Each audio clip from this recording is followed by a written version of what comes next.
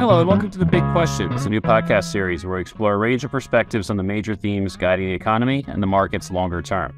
I'm your host, John Briggs, and for this episode, we'll be discussing the medium-term fallout from the banking turmoil in March that led to the closing of SVB and Signature Bank in the U.S. and the takeover of Credit Suisse by UBS in Europe. I'm happy to be joined by two experts in their field on this subject. First, our own chief U.S. economist, Kevin Cummins, who's done extensive work in a short time on the potential economic fallout from this most recent episode. Second, I'm joined by Charles Gav, co-founder of the Gavekal Group. For those that do not know Charles, he's had an extensive financial career, first at an independent research firm, then in the 80s in the role of CIO. He grew the money management firm Percitor Eaton to a size of $10 billion in AUM, which was eventually sold to Alliance Capital. He then, along with his son Louis Vincent and friend Anatole Kalexi, founded Gavekal, the powerhouse global research and advisory firm that needs, I think, no further introduction, as it's been a household name in our industry for over 2 decades. First, thank you both for joining me. Pleasure. Thanks for having me. Okay, let's start close to home, or at least close to the origin of the recent turmoil. Kevin, what are your thoughts on the impact of the March stress in the banking system on the U.S. over the medium term? We've gotten through this period of near-term panic. There's been a little bit more sense of calm, but some uncertainty about how this is really going to play out in the data. So what are your thoughts on the impact on the fundamental side of things, and then on our views on the outlook for the U.S. economy, the inflation, the Fed? The U.S. economy has been growing at a fairly sluggish pace over the past year or so. After the reopening, when GDP almost picked up to about a 6% annualized rate in 21, we saw a pretty dramatic slowing last year as fiscal transfers waned and tightening we saw in financial conditions as the Fed began to raise rates last March. So GDP, performed subpar growth. We saw below 1% on a Q4 over Q4 basis. And we started off this year on a fairly strong note in January, particularly on the labor market. GDP will get later in the end of April. We'll see how that comes in. But, I think the backdrop is fairly soft here for the U.S. And this is all going ahead of the latest, what seems to be an inevitable credit crunch that the U.S. is going to experience here. That's going to sap domestic demand. In terms of the initial piece of information that we're going to be really focused on is the Fed Senior Loan Officer Opinion Survey. The last survey that we got in January showed a significant tightening in lending standards. And of course, this is all well before the turmoil that we saw in early to mid-March in the banking sector. It's not surprising that we've seen a tightening in lending standards. Obviously, the Fed has been very aggressive, hiking rates almost 500 basis points in about 13 months, the past 13 months. So lending standards have shown a significant net tightening even before the turmoil here. And presumably that's going to be much more severe since March. We already saw some initial commentary from the Fed in the Beige Book that tightening standards, which covered conditions through April 10th, that standards were further tightened through early April. We've seen it in some of the data. Consumer and business confidence surveys have been very weak. The NFIB showed smaller firms are having difficulty accessing credit. So, as economists, we're always trying to gauge how much of pluses and minuses go into adding up GDP. And I think this is clearly going to be a pretty significant negative. I dusted off one of the Atlanta Fed's models on tightening and lending standards. And as I mentioned, in the past 2 senior loan officer opinion surveys, we've seen a net 40% and net 45% of banks tightening standards on C&I loans to large and medium-sized firms. And I guess taking a step back and applying updated information on that Atlanta Fed model, when we've seen a net 25% of banks tightening lending standards to large and medium-sized firms, that typically is associated with about a 1 percentage point drag on real GDP the following quarter. So the fact that we're already above those levels prior to the latest flare-up suggests that we're going to have a pretty sizable drag throughout the remainder of this year. Presumably, lending standards have tightened over the past month or so, even further. So we're going to likely tip into a recession later this year. In our baseline forecast, we have top line GDP, a fairly mild downturn of about 0.5 percentage point this year. But I think the risks are pointing that it could be more severe than that. And, any sort of contraction in the economy is going to open up the output gap, driven by slower domestic activity. And you have to remember that we're talking about smaller banks, which tend to focus their businesses at home. And any sort of spillover on the inflation sides could be problematic, and certainly we'll see a disinflationary impulse from this, in my opinion, that could potentially be quite sizable. So, it's certainly a domestic inflation that has been areas of the most problematic in the past couple of years could see a bit of a turnaround. So I think from the Fed's perspective, the best course of action, I think, in my own opinion, is that they wait and see how things unfold in the coming quarters. The expectation is that they potentially going to hike again in early May, but I think that's only going to exacerbate perhaps the severity of any recession that we're likely to experience later this year. All right. So, Charles, do you agree, disagree, have a different view? Also, I'm going to make this a two-part question.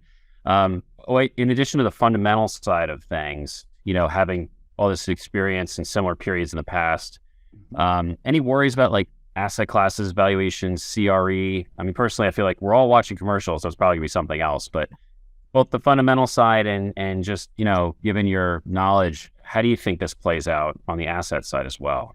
I'm concerned, you see, you have the economy, which is basically moving stuff around, people and so on.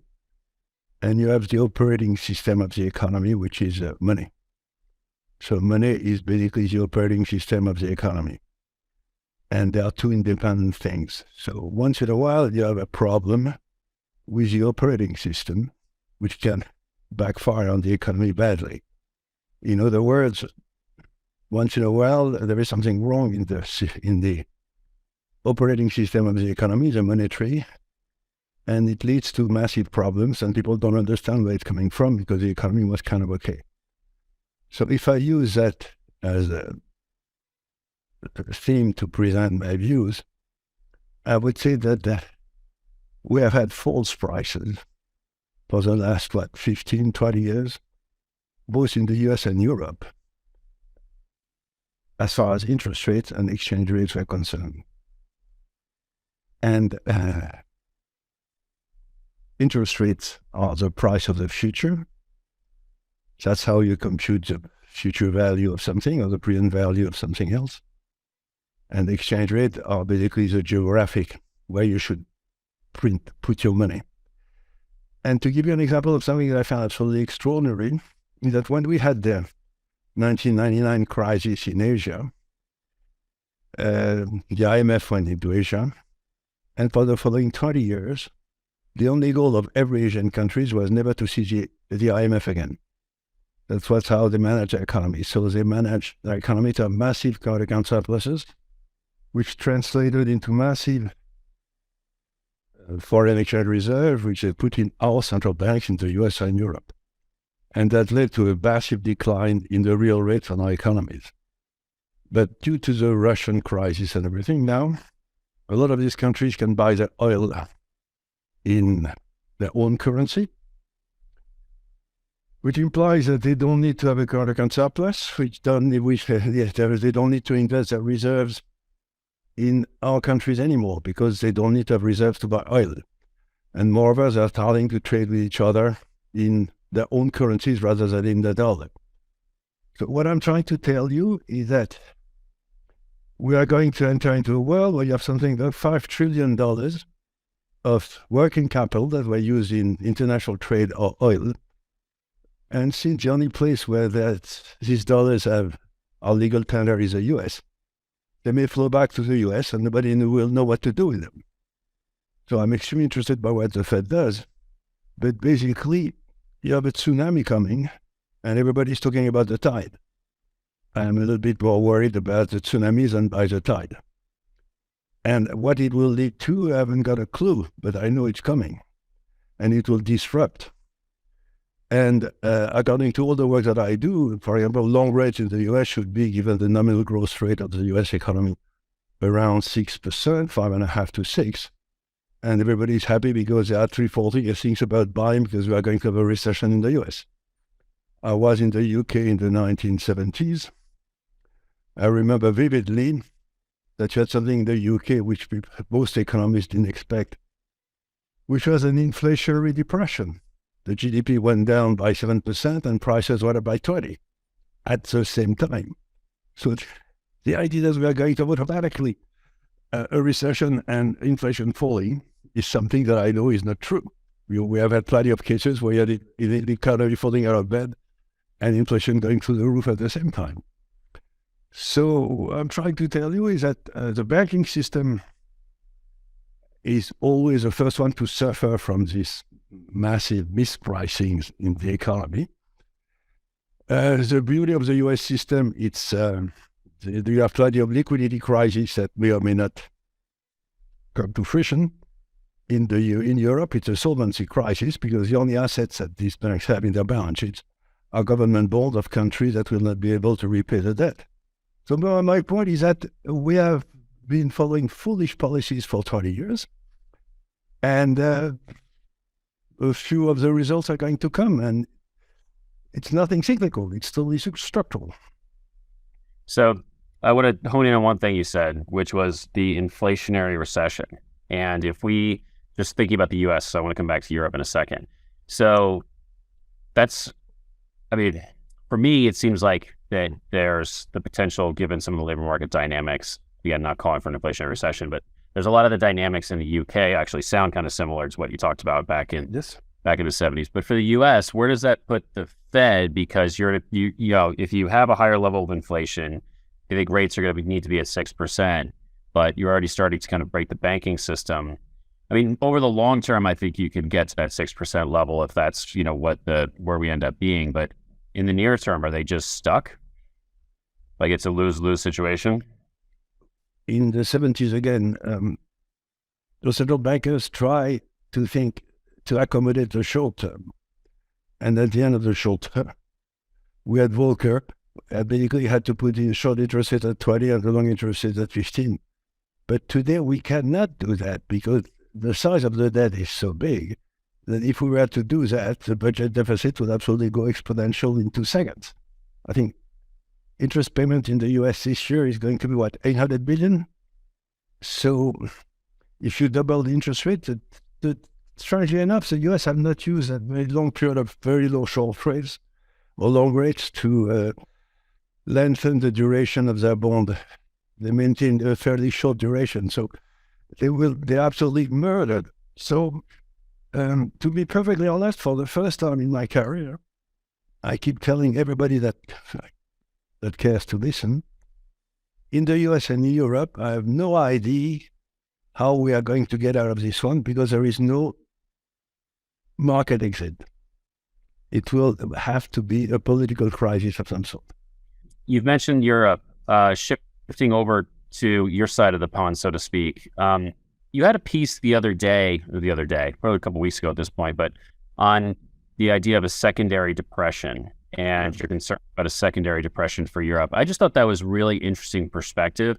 Can you give a 10,000 foot view on that? Maybe walk us through just the high level, and then given what we've seen in the financial sector, I think it's a particularly poignant risk. So yes, it goes back to the 19th century. In the 19th century, for example, in the US, you had massive capital spending to build the railways. So you had to build the first steel for the railways, and then you had to build steel to build the steel mill that will do the railways, and then everything. So it's a kind of multiplying effect.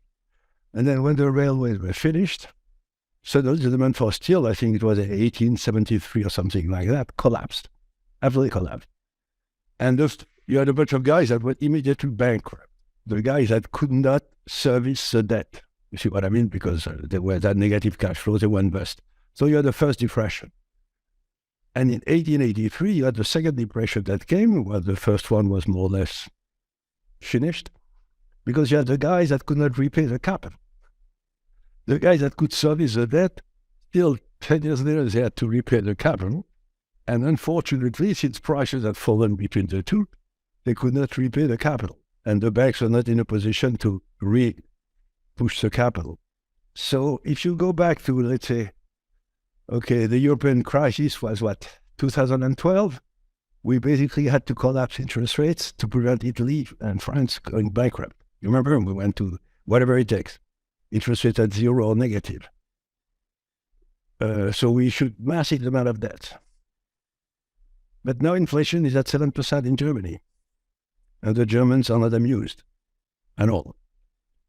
So the Germans may insist on having interest rates at 7%, but if interest rates remain at 7%, the French or the Italians will not be able 10 years later, which is the size roughly of the duration of the bonds, to repay and the principal and service the debt.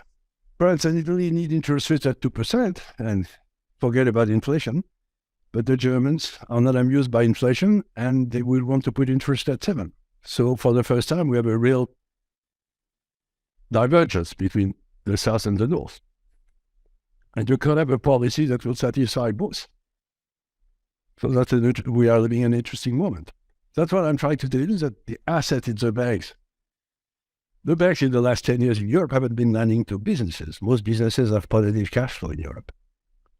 The banks have been lending to governments. And so they have on the both sides of the balance sheet, government debt as a guarantee and as an asset. They have been lending to the government at the same time. So I don't know how you're going to do it. I have no idea. Once again, I'm very interested because we have been so foolish with the way we have been managing the central bank's interest rate exchange rate for the last 20 years that I'm looking at that our successes will learn a lot about what we should not do as a central bankers or economists. So I think, Kevin, you and I have always been sympathetic that, negative interest rates, although the economy is never really particularly appropriate at that kind of level. So thinking about, as you've had a minute to think about some of the things Charles has said, what are your thoughts on the U.S. side of things? I mean, do you think that we're in an economy that can handle 6% interest rates? I mean, in Charles' perspective, we might not have a choice. It might just be the only way out with a lot of pain. I mean, long-term perspective. I mean, what are your thoughts on, what's your reaction to some of the things that he's worked through here? Yeah, I mean, if that's the case, where rates going to have to remain, elevated relative to where we've been over the course of the past 20 years or so, obviously that would be a hit to growth here in the U.S. and trend growth. I mean, I guess, from the potential of any sort of counter-cyclical fiscal policy that Washington would put in place, I think you touched on a good thing, or you touched on the important thing from the U.S. perspective is we're probably not going to get any sort of help from the fiscal authorities in a timely fashion to try to dig us out of this. It'll probably all be on the Fed's shoulders that they'll have to start cutting interest rates potentially later this year. But, on the fiscal side, if we do see any sort of counter cyclical policy put in place, I think, I have some sympathy to the idea that you're going to get upward pressure on treasury yields. And we'll see. I mean, typically prices would come down if your labor market is, slowing and we start to see some slack opening up. I mean, even before this latest episode, there's been some scope for some risk of moderating inflation here in the U.S. I mean, labor supply is coming back on, albeit at the margin.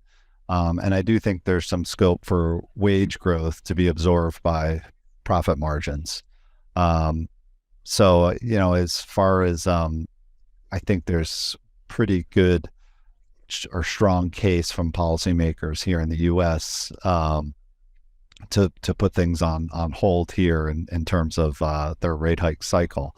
And I think if the economy is languishing, we're going to start to see more aggressive Fed policy, more so than what we're going to get from policymakers in Washington on the fiscal side. Yes, from my perspective, one thing that I worry about, and I'm going to flip this last question back to Charles, is as we look at kind of the pain that might be coming going forward, it's a broad comment, but everything that looked great when rates were at zero, that now doesn't look so hot at 5%. I think that we've only scratched the surface on some of this stuff, with whether it's CRE, again, everybody's pointing at that, so we'll see, but private assets, private equity, and it's not necessarily that this stuff is anything systemic, but I think there's a lot of losses that probably need to be marked down, and that, in my view, limits some of that growth capital that has been funneling into those sectors of the economy as you kind of bleed out some of those losses. That's even if it isn't a systemic thing. So I think that whether we're going to, Charles, your future world or something, more, I guess I should say, in between, I do think the new interest rate regime in the next decade is not going to look like the last one, and that transition is going to cause some pain in places. So with that lead in, Charles, A, do you agree? And B, what asset class can investors hide in these scenarios? Is it a gold thing? Is it a real estate thing? I'm not sure we all want to do that at this stage. Where does one hide? Okay, I will try to go to...